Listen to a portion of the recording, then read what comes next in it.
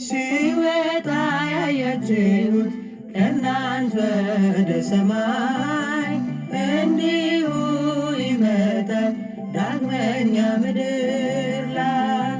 ከተራራ ወረድ ሰምተን መላእክቱ በልባችን ይዘን የማይጠፋ ፍቅሩን ኃይልን እስክንለብስ ቃሉ እስከሚፈጸም ገባን ተመልሰን ወደ ኢየሩሳሌም ወደ ኢየሩሳሌም።